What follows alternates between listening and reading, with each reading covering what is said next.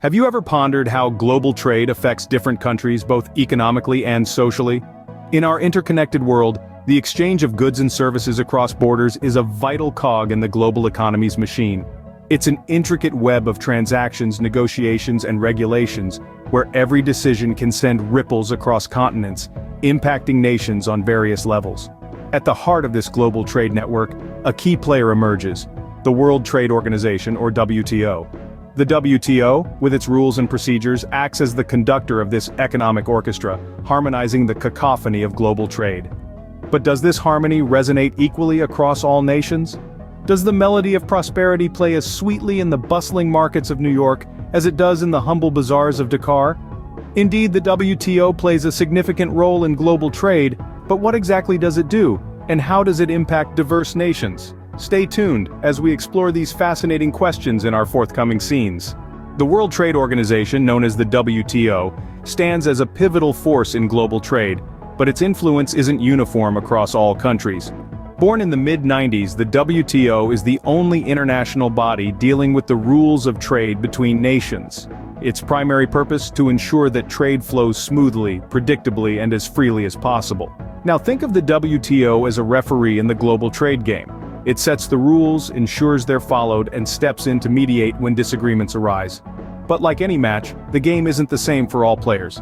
For developed countries, the WTO can provide a platform to negotiate and enforce trade agreements, often reaping substantial benefits. On the other hand, developing countries can find themselves at a disadvantage, grappling with complex trade regulations and facing stiff competition from more developed economies. Now, one might wonder, how does this all play out in real-world scenarios for both developed and developing nations? For developing countries, the World Trade Organization can be likened to a double-edged sword. On one side of the blade, we find a host of benefits. The WTO opens the gates to a global marketplace, a vast landscape of potential consumers and resources. With this comes the opportunity for developing nations to boost their economies, create jobs, and lift many out of poverty. Moreover, the WTO offers a protective shield against the might of powerful economies. It enforces rules designed to prevent the exploitation of smaller nations, ensuring fair game in the rough-and-tumble world of international trade. But then, there's the other side of the sword. The very same openness that allows access to wider markets can also expose these countries to potential exploitation.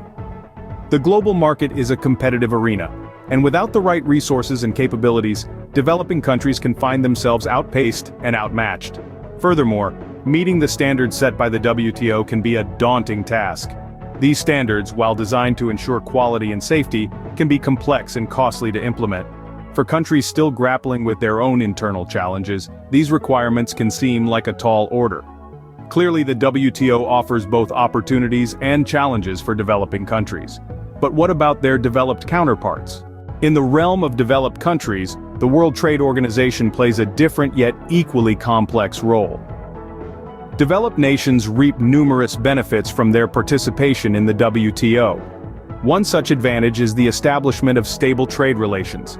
The predictability and reliability of these partnerships allow for long-term planning and investment, fostering economic growth and prosperity. The WTO also provides an invaluable platform for dispute resolution.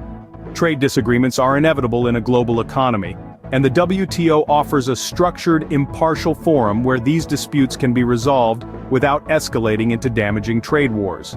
However, engagement with the WTO is not without its challenges for developed countries. Membership requires making concessions, often in the form of reduced tariffs or the removal of trade barriers. These adjustments can lead to short-term economic disruption as domestic industries adapt to increased competition. Furthermore, while the WTO's dispute resolution mechanism is undoubtedly beneficial, it's not without risk.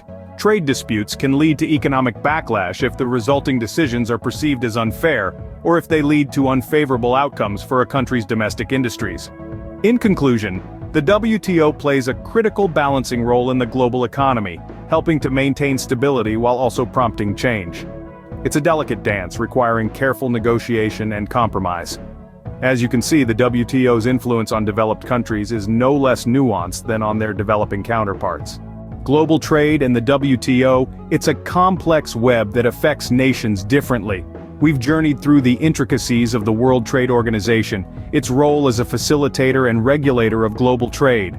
We've seen how it can be both a boon and a bane, a double-edged sword for developing countries.